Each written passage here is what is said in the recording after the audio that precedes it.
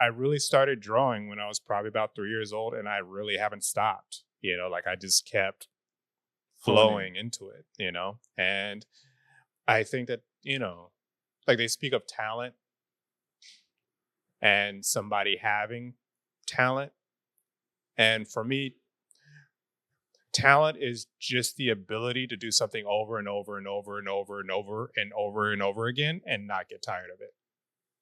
So can talent be taught? Uh if you're not tired of it. Give me the paint, give me the chalk, give me the urban artist talk. Conversations from the heart, from the start we set apart. Art a la carte, now check it. And welcome back to another episode of Urban Artist Talk. I'm your host, Andre Jamora, and we are here today to do what it is that we always do, highlight important artists from around the world and locally here in the Bay Area. Today we have an amazing guest. I can't even think, let's see, it must be around 2009 that I was introduced to his work. I've been a fan ever since. Today, our guest is no other than the amazing Joshua Mays. What's good? How are you? I'm great. Yeah, no, it's a pleasure to be here. And like I was saying before, it's exciting that you're doing this.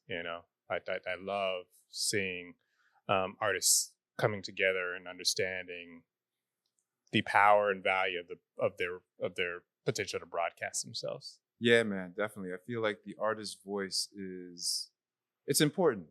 And making sure that we document it is crucial. Absolutely.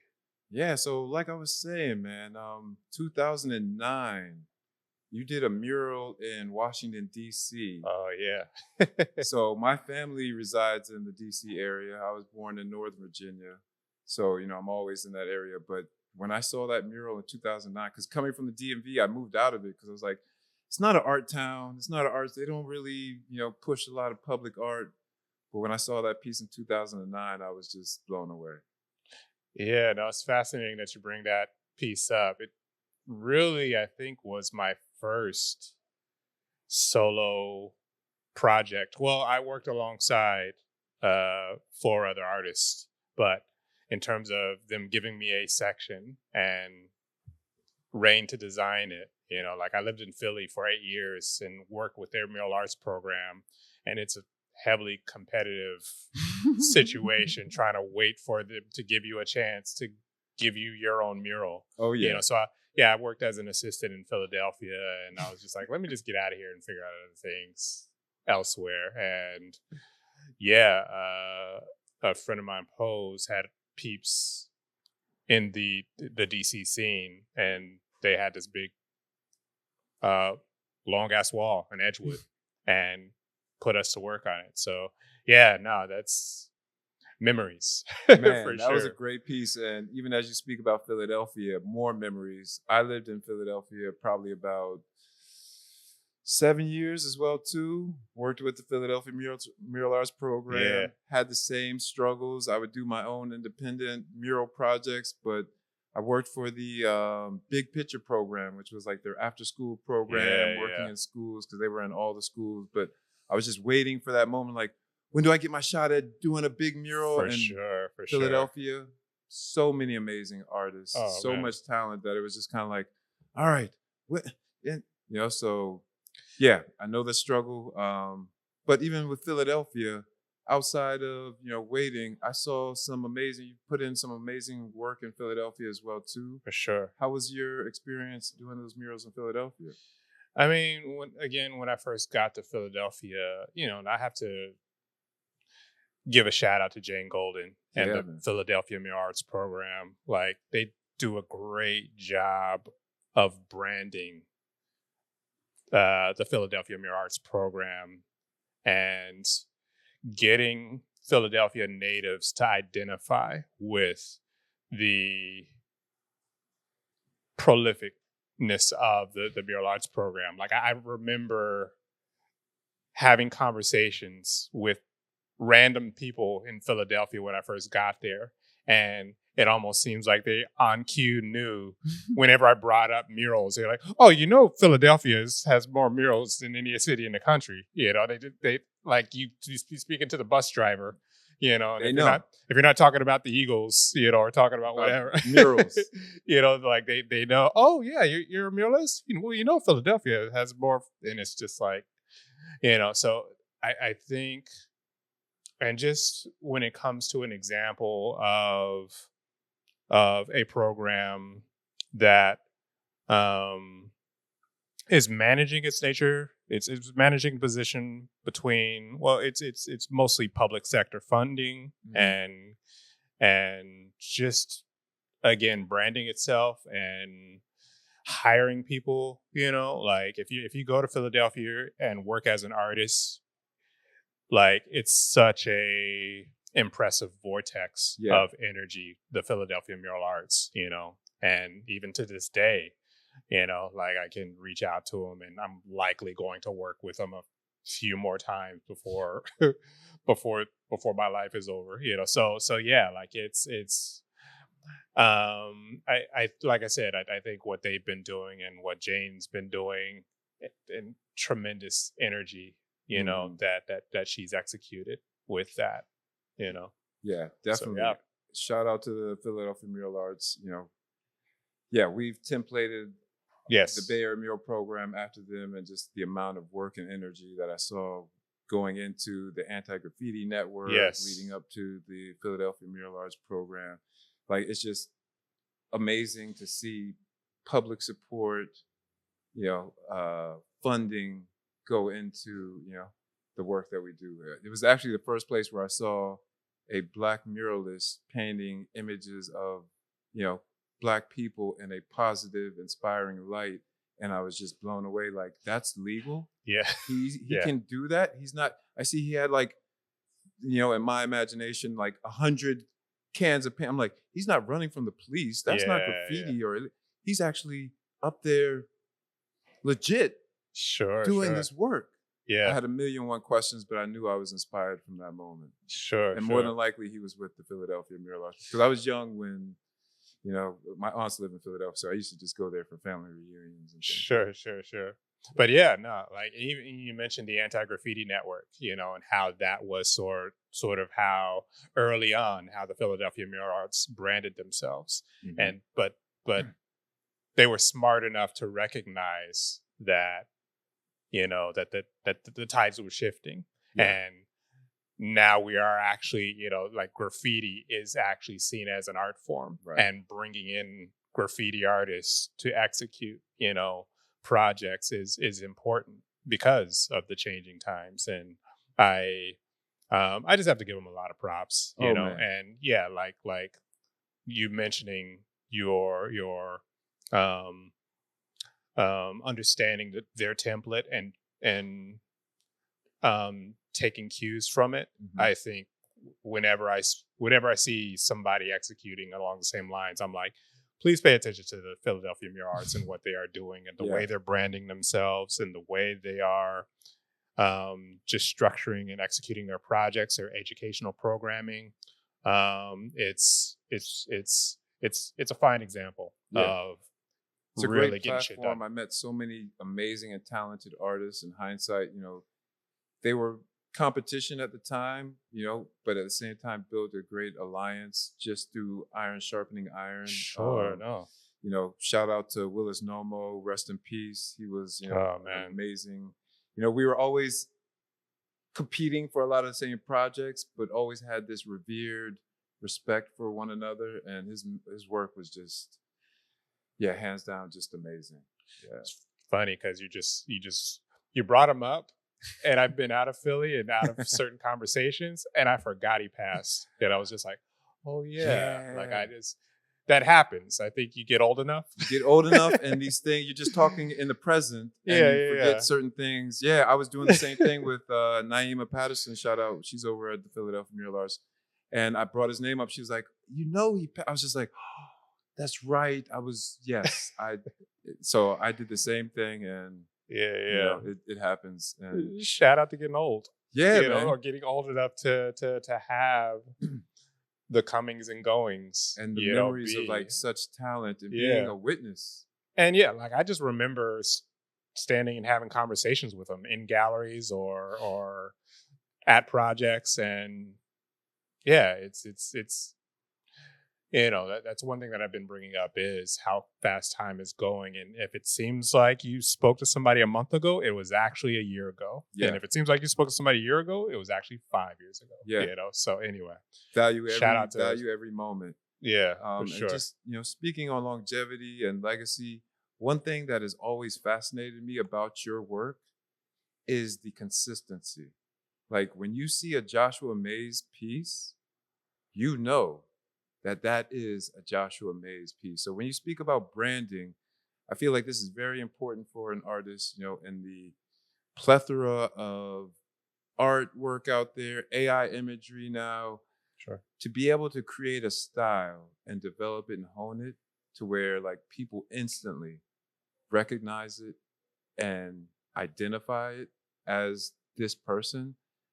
I feel like it's something that I've always, I won't say struggled, I've wrestled with, Sure. because I like painting different things, in different styles even. But one thing that I've realized is like you take on so many different, not just subject matter, but themes. Like your artwork is like a whole comic book within itself with endless, series. And it's your work. Do you find that, difficult being, in that vein, or do you just feel like this is your mission? Do you ever want to like show the world other imagery that you can create? Because I know it's in there. Or do you feel like branding is that important to not veer from? I mean, for me, when it comes to I think I asked you like 10 questions. yeah, I'm no, sorry. no, I know the general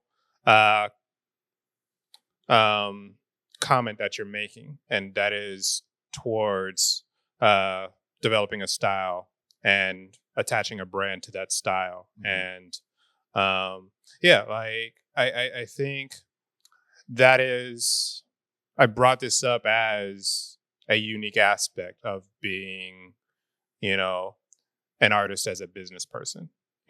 Before you actually start selling your work, you have to actually develop your technique first. You have to develop the ability to paint, and that usually takes about 10,000 hours to do so. And then after that, you have to develop your style, and that takes another 10,000 hours. Like that's At least. And all during that time, as much as, you have a desire to be a professional, you also, in my point of view, you have to not think about money. You have to not think about, is this going to sell or not? You have to please your inner children. You have to please yourself, and you have to be selfish with it. So yeah, I dove into comic books, dove into anime, Art Nouveau, all the things that feel good to me, dove into crazy, weird music videos and all my influences, all searched. Yeah, like I feel like I've given myself permission to turn my sensory input into constant inspiration flow. Like conversations I have with people, hearing a car drive by in the street, feeling the sun on my face, all that turns into some form of fine point pen on paper that transfers into being a concept for a painting, concept for a mural, so on and so forth. So yeah, like I appreciate when people say my style speaks clearly, because I've been working at this. I've been developing this style for 20,000 plus hours minimum. Yeah, I mean, like I really started drawing when I was probably about 3 years old, and I really haven't stopped. Like I just kept flowing into it. And I think that like they speak of talent and somebody having talent, and for me, talent is just the ability to do something over and over and over and over and over and over and over again and not get tired of it. So can talent be taught?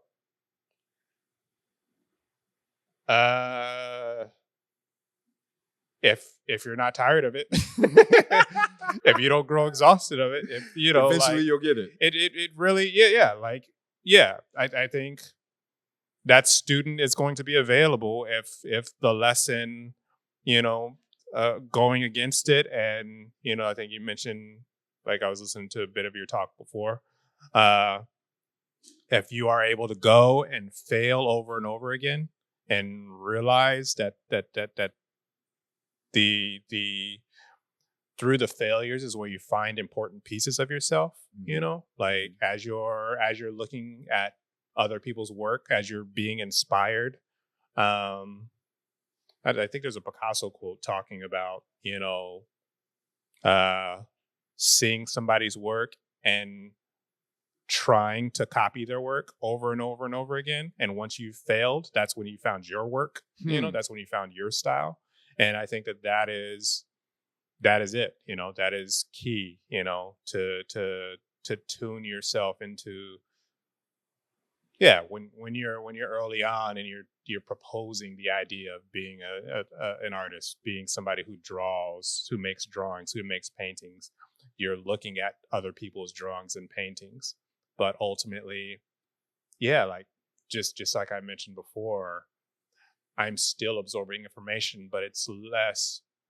I still get inspired by um by artists and paintings and drawings and whatnot, but also by things that have nothing to do with that as well. Mhm. By, again, sitting and listening to droning sounds, having conversations with people again, architecture, And I think you're fashion. you're touching upon my next question, but I just Uh, wanted to you know, put it into a case so that people can digest it.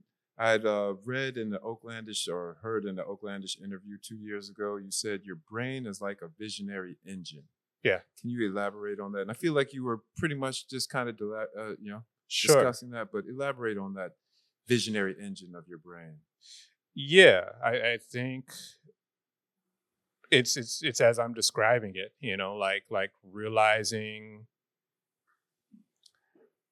as when I make a decision to be an artist, when one makes a decision to be an artist, they're deciding. When somebody makes a decision to be a professional artist, they are making a decision to be a one person factory of sorts, and that factory takes, again, sensory input, it takes inspiration, it takes human experience, and transforms it into creations, you know and that there's mechanics to that, and understanding the mechanisms that feed into that. And like an important mechanism that a lot of us neglect, is happy inner children. Like making sure that you feel safe and sound within your perspective. I think a lot of artists think that Hmm. suffering is necessary, struggle is necessary, self neglect is necessary for good art to happen. And I certainly want to dispel that myth. I've certainly, I have, I have too many suffering, in pain artists in my path, But there's so that I've many interacted with. examples, and I like to play devil's advocate sometimes, but there's so many examples of where deprivation brings some of the most inspiring creation. Not having, artists that when you've missed a couple meals trying to work on that last painting, you're going to put in that little extra energy so that you can eat eventually. And sometimes that deprivation of necessity, when you look at necessity as a luxury and deprive yourself of that strictly for the art, it can be a catalyst. So I don't want my artists listening out there to struggle. Sure. But I am saying that if you're given all the art supplies that you needed, if you're given all of the material at your disposal, you might miss the mark on finding your voice because you didn't have to work for it. I definitely get what you're saying with that. Yeah. And I think that there's something outside of art that that um you're speaking to discipline. Yes. You're speaking to uh being creative with very little, and I think, like, even like I was even pondering, you know, again, I was referring as referring to getting older, and I was thinking about exercise and thinking about having an exercise regimen in my life and how it's even more necessary for me to do that. You know, it's necessary to do that because your body's already struggling against gravity. and at each moment that passes, that struggle is growing harder and harder because time is passing, So purposefully applying struggle to your body through working out is good for you. Yeah. So so yes, there is absolutely a version of that creativity wise, like if you you're right, if you have too many options at hand, if there's too much at your disposal, if there's too much time, you'll find yourself taking your time, and when you I think when you develop inner discipline, I think that there has to be methods, like I think, it's great that, again, my lack of tire for doing this for so long, and doing it consistently over and over again came so naturally to me. Like, it didn't feel like an exercise regimen. It just felt like a flow of sorts, and that's something that I can't explain, like it's crazy for me to think that I'm still drawing today and I still am excited like a little kid about picking up the pen again and applying it and finding a new world that opens up, when I slowly carve away at the nothingness to let the world reveal itself. See, to me, that feels natural because I'm a part of that, mission of trying to feed my inner child. Mm-hmm. But what baffles me, because anytime somebody asks me, like, when did I start drawing or painting, I'm like, when I was a child. When did you stop? Yeah. And what baffles me is all the people who have stopped. Yeah. Because this is like one of the first innate, intuitive practices that you just instantly gravitate to before you can spell, before you can actually create or be a part of that written language or even process. You can express. And if somebody puts color in front of you, you're going to have a blast. I definitely remember from kindergarten all the way till middle school, a bunch of kids alongside me, who were drawing as well and who were aspirational towards being artists, and and then in high school it starts to dwindle, like the numbers start to drop, and by senior year it's just two of you, like looking at each other. The guy like, who works for the newspaper and you. Yeah, exactly, and like to this day, when I think of the kids that I grew up, our high school friends, like there's I have one friend, one good friend who's an artist, but I don't think he's been doing graphic design. But it's fascinating for me to. I mean, it's been my most consistent relationship in my life with this work, and with these hands and these objects and this mind and whatever it comes up with. It definitely makes me. It's one of the things I'm most grateful for. That has happened, for me the way that it has. It's a devotion for any artist, but it especially shows in your work. I mean, even some of the drawings that I dare not even call them sketches, but compared to what I know you're capable of, we'll call them sketches for right now. Sure. But these are finished works of art to me. These are, stories within themselves, just your journey, the amount of hours. Because I know what it takes to do pen and ink work. Any of this work now, the majority of professional artists probably do in Procreate or Photoshop, but to even see the devotion that you put into these sketches is phenomenal. I admire it because I even tell my partner, who's also an artist, oh, I just need to draw for myself. I just need to find that time because, commissions and paying bills and what does it take to even call yourself a professional artist? Well, I got to pay my bills off of artwork. What kind of artwork is that? Well, you have options. Do you spend that extra little time and hone your style?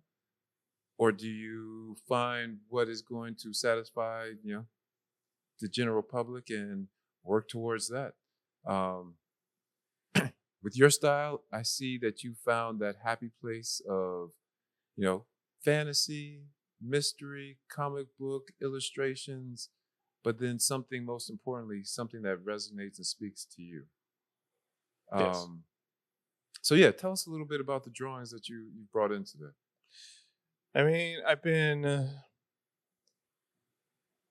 I would say these black and white works, are a style of creating that probably started maybe about 15 years ago, like when I was in Philadelphia. There was a point where the easiest art supply that I could get was going to Kinko's and jacking paper from printers. Like just press the button, get a ream of paper, and I'm out. And utilizing again Sharpie, the fine point markers. They had the fine point markers, and then I started using like the picks. What is the Sakura pins? Like they're like rapidographs, but not so Yeah, piecey. They didn't have to break it all apart. The gray, I know you're talking about. They come in like a Pixar. pack. It'd be like a 0.5, a 1. I'm about to say like Pixar, and I'm gonna say it's not Pixar. It's That's not here. Pixar. That's right down the street. No, Exactly. There's but something of that. But Sakura, I think is the name of the company. But then Sharpie started making fine point pins that do just as great of a job as those, and they're cheaper, and I got those by the bundle.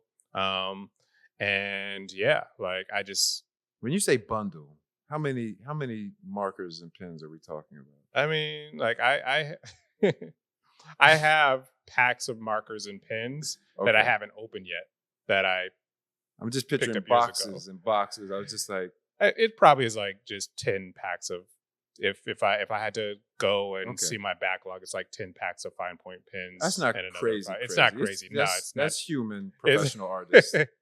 Yeah, so it's a box in a closet that has these, and whenever it gets down to like 5, I'm like, let's let's make sure we're stocked. But yeah, when I started working on this particular style, there was just a moment where we're just drawing. Like I was doing no erasing. I was doing no pencil work. It was just starting with abstraction and then turning abstract forms into maybe a character, maybe a piece of landscape. So no pencil with these. I would say today I'm utilizing pencils a bit more.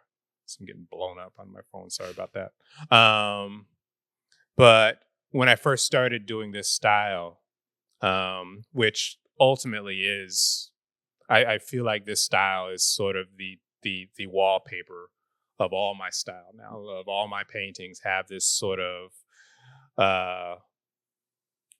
Art Nouveau-y, flowy. It feels like there's hundreds of moving elements, swirling around the character or the landscape. But yeah, that started with me. It really started with me when I was in Philadelphia working retail, and I worked at the airport, and when working retail in the airport, there's a point in time where flights stop coming in and leaving, and therefore got super quiet. and my manager was like, you should probably be cleaning at this point in time. I'm like, that sounds good, but I'm going to be drawing. And yeah, like the last 2 hours of every shift, I was fortunate enough I was pulling out register tape and drawing on register tape and making these long drawings.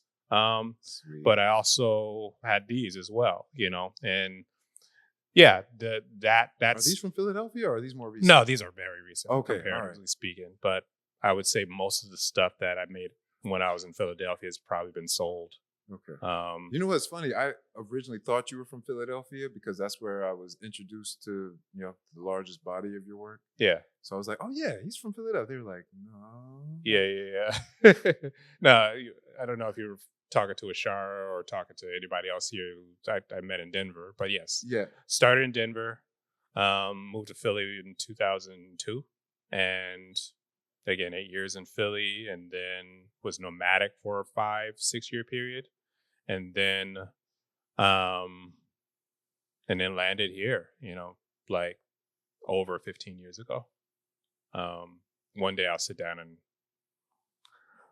look at a calendar and give people correct answers on how long I've been in specific places, For a while. yeah. So yeah, with this style, yeah, like it there was something about the permanence of the line of making a line and making or making a shape and then making another shape to respond to that. Is very jazz like, very like Improv. exactly like I think I I saw like a Miles Davis quote talking about, the what defines a note as correct is going to be the next note after that, Hmm.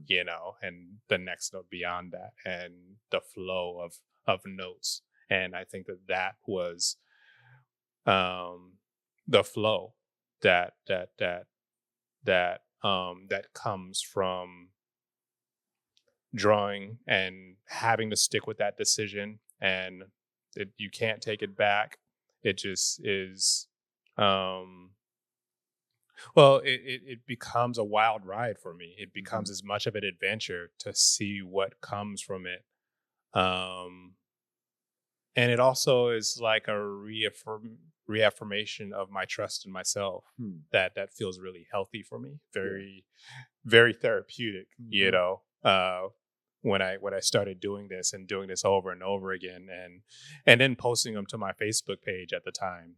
It was like today's drawings, and I was drawing every day, but I was broadcasting them as today's drawings, so people thought I was like making one of these a day. But I was making a lot of them, so it was like back to back to back, and So you become an urban legend. It's like, whoa, he did that in one day. and of course, when I see people in person, I have to explain. I draw every day. That's why I call them today's drawings. But I actually took about 3 days for each one. That's still even 3 days, and that's the other part too, is like artists, or I guess the human world, the rest of the world speaks in days, but with art, you can talk in days, but it's really hours. Sure. Because like 3 days, but I'm sure you weren't, it wasn't, Yeah. 72 hours that you worked on that. So then it becomes even more amazing when you say like, if you worked Sure. on it 4 hours each day, it's like you did that in say like 12 hours. It's like, wow, that's even more impressive to be Sure. on that much of a personal ride of self-exploration Sure. for 12 hours. Who can say that they, like that? Now I'm getting into the psychology of it. Like that is so therapeutic. And I feel like more people need to sit down with themselves and just kind of go on this journey. Yeah, I remember very recently, I think I probably wrote a quote in my notes on my phone about trusting yourself and how important it is for people to develop that trust, even in failure. It all goes back to giving yourself permission to fail. And also attached to when talking about therapy, like in so many conversations with people about mental health, and bringing up our need to reparent ourselves. our need to assess what man am I sitting in right now, and what collection of inner children, inner little boys that went through the shit that they went through, you know, what do I need to assess? What serves me and what doesn't serve me anymore when it comes to the lessons I've received, and yeah, like that with my latest stage of work and world building and ambitious execution, attempts at execution. I'm recognizing insecurity. I'm recognizing again that inner 13-year-old who had a fucked up experience that taught him that he doesn't he feels like a piece of shit, and he feels like his work isn't good enough, and he feels like he's ugly, and he feels like he's weak, and he feels like, and I have to have a moment of sitting down. I literally have moments of shutting down like work sessions and pretending there's a 13-year-old kid sitting in the room with me, and I allow that to process itself. I allow the feelings to be felt, and allow, again, safety to slowly creep back into the situation, and confidence and and just understanding that, like, I've walked I've walked many miles. I've created many works. I've connected with so many people who understand the value that I have to offer, and have communicated it to me. I have giant walls that I've smeared paint on, and people like that for some reason. So I can invest my ego there. I can invest my self-esteem there. I'm allowed to feel confident, and I think that is an important tool set to have, when it comes to being creative, or just generally being an effective human being, managing your connections and your interactions and your relationship with yourself, your family, and your community. Yeah, no, definitely. It's so funny. I'm still imagining that 13-year-old boy sitting in the room, and I feel like that's a great practice. I just recently got my certificate as an art therapist, and just a lot of the psychology and, interacting and engagement and basically tools that you use to, like, basically tap into that 13-year-old child, or even be able to acknowledge certain insecurities or things, where the natural response is like, oh no, I'm good. Yeah. And anybody asks you during the day, how are you? I'm good. I'm fine. Yeah. And it's like being able to, of course, not throw all your problems onto people, but at the same time, be able to know when it's time to release, and be able to acknowledge, shortcomings, downfalls, traumas. Sure. It's funny because even I have a 15-year-old, and when I bring him on projects, my behavior might shift because of his presence. Yeah. So, like, even, the example you gave is just like, and of course I see myself in him. So I'm like, should I do this? Maybe I should be. Prime example, we're working on the school over in the Fruitvale, and I brought my boys out, 117, 115, and we have an articulating boom lift. And I was going to let, one of them drive it because one of them has his license. But me personally, I'm not always the safest. What would I say? I can be very hasty. When I get into my artistry, I get excited, and I just want to see that color on the wall. Yeah. But as I've learned and done more commercial projects and bigger, safety is paramount. Safety comes first. And when I'm out by myself, I might not wear a harness when I get up in they're heavy, they're just cumbersome. Sure. But when I got my boys out there, I become, safety guy number one. I'm like, okay, first, step one, step two. Sure. So yeah, it is. But we also got to give time to, like, really even talk to ourselves. Sure. And be able to treat and heal and get in touch with our inner 13-year-old. So that really stuck with me. I'm gonna shift gears real quick Okay. because I want to know more, and I'm sure the people want to know more about Portals 002. Yeah. Well, Is this an exhibition that people can? I know it was up for a while. Is it still up or? no, Portal 002 came and went. And I'm now just finishing the execution of 003. Okay. So Portals, I feel like I have to rewind back to the city of Ogaruth. And I was gonna ask that next, and maybe I should before have started that, there. before that, I have to rewind actually to about, I want to say about 2016-ish. There was a moment where I was getting mural commissions, and I was very thankful that people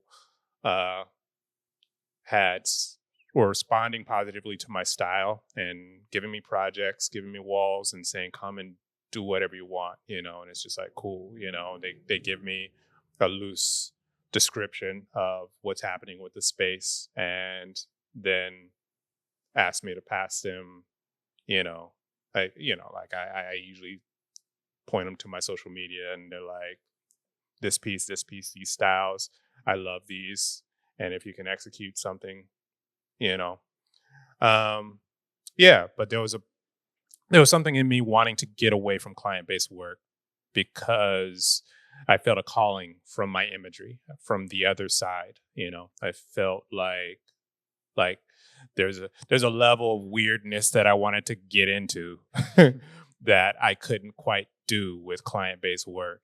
So I felt like I had many conversations with people of like, I need a time in the studio to where I allow myself that. The pandemic produced that opportunity. Like 2020, shit got shut down, and I was like, hell yeah, let's do this. Like whatever this is. And I was drawing and painting and writing at the same time. And I looked at a piece particularly that had a top-down view of a landscape, like a river snaking into mountains, and I pulled a piece of paper aside and started drawing a map of where that river leads to, and I created a fictional city called Ogaruth. Ogre is my father's mother's name. Ruth is my mother's mother's name. And combining my grandmother's names together, I defined this landscape that I had been illustrating for the past 20 plus years. And then dove into creating multiple characters and then separating those characters into storylines, and then realize what I want to do is I want to create an intellectual property. I want to create a bridge between my studio to video gaming and animation, and yeah, and that sat well with me. I was like, yes, that's what, it made me think like one reason why I moved to the Bay Area was not only because of the many artists here, activated in their careers and in their movements, but tech industry, like the possibility of combining with a tech company that that can enhance the value of an experience with painting, can transform a drawing into something that can be a portal to dive into, to fall into, and get lost in the way that I really love to get lost in artwork. So yeah, I've been since 2020 drawing, painting, writing, and developing. Savants of the Spore is the first Ogaruth-based storyline. Montrose, Calcut, Cresta Cannon, and Edith Ardley are the three main characters of that storyline. They are scattered in Oakland murals, and in Philadelphia murals, and in Portland, and so on and so forth, and yeah, the Portals exhibition series is the platform that I'm going to deliver the city of Ogaruth to people with. But it also is a regular platform that not only I want to um, communicate these ambitions of Joshua May's studio, but I want to give more artists that I see permission to be this ambitious and to see their work as excuse me, as realms for um deep value to be expressed and exchanged and delivered effectively. I as I look at my own work, I'm like, yo, this would be a dope ass video game. I look at other artists around me and I'm like, and his work and her work and her work and his work, it like all these, like I want to set up an agency focused upon, once I really develop relationships again with video gaming and animation, there's to me no reason why the Bay Area, Oakland in particular, can't rival Hollywood. I agree. Can't rival what Atlanta is doing right now. Black Panther, I feel like, was a glimpse into that world of Oakland being a part of the storyline, the director being from Oakland, so much creativity and African American / African stories, throughout the diaspora. I feel like there's so many, mythological as well as like real heartfelt stories that could be depicted right here in the Bay Area or from the Bay Area. So, I think you're doing an amazing job on inspiring artists. I'm one of those artists that you've inspired for years. So I feel like, keep doing your work outside of even just the animation. I saw in one of your interviews, you were talking about, trying to get your work into the VR space. This is another space where I could just see so much of your work just come to life and be not only animated, but like even have a 3D aspect of it.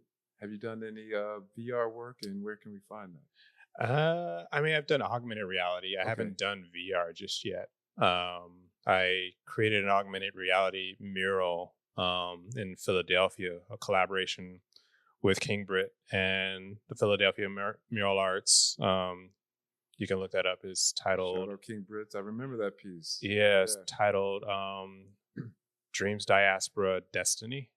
I think I said that in the right order.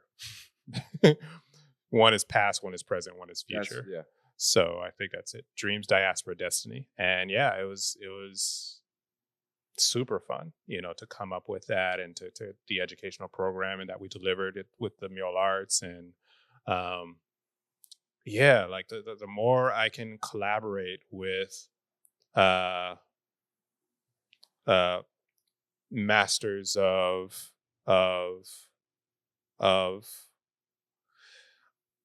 the latest ways of communicating, exchanging, and expressing ourselves, like I like I'm super excited to like that's one thing that I mentioned about or that I mentioned to myself about creating a fictional city, is that's me creating a million different alter egos that I can dive into, a whole cityscape full of those, and I have created many different styles of work. And that's, like you were asking me about various other styles that I've attempted, and I do that, like I randomly just do abstract paintings over here that look nothing like these. I then do some torn paper sculptures, and those end up somewhere.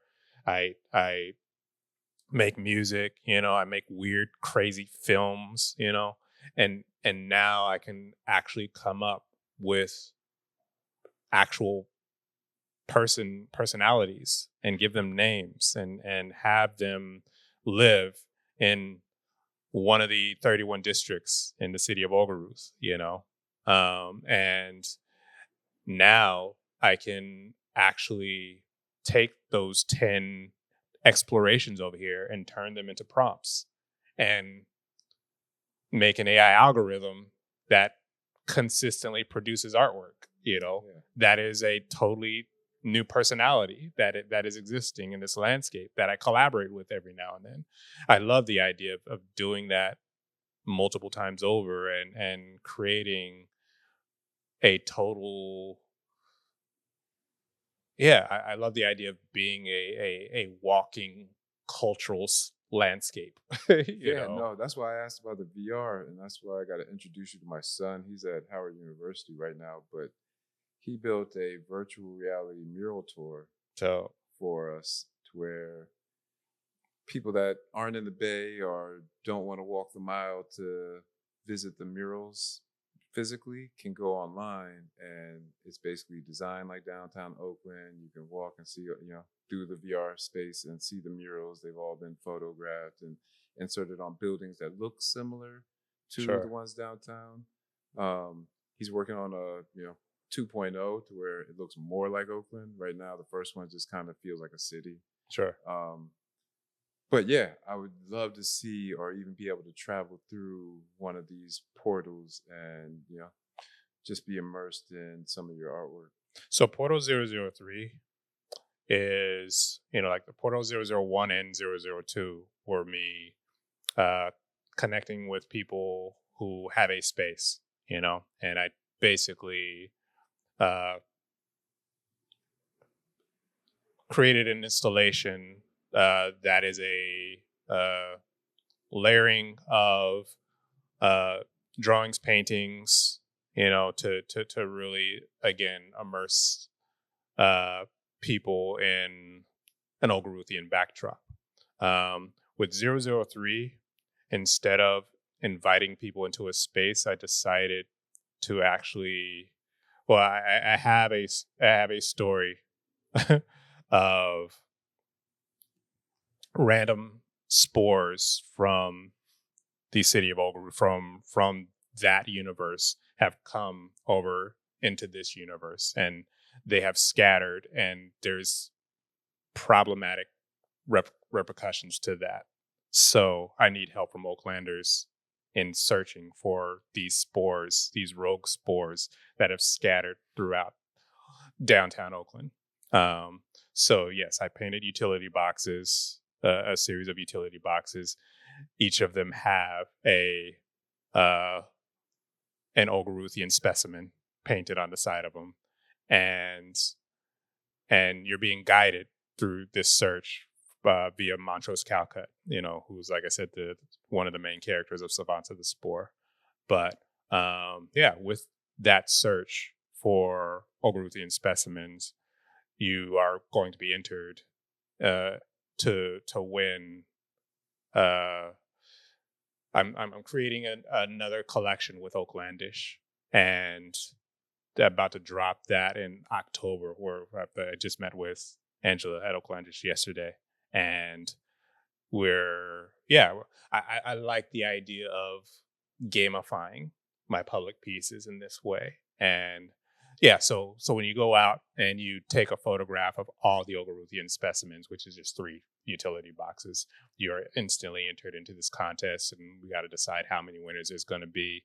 But the more that, like I said, whether through augmented reality, whether virtual reality, or whether coming up with weird games that that through social media we can interact and exchange, and like when Pokemon Go dropped, That's what I was thinking about. I was like, oh, that's so good. Like that's such a good idea, and that's what I want. I want to figure out ways of Doing that with public art.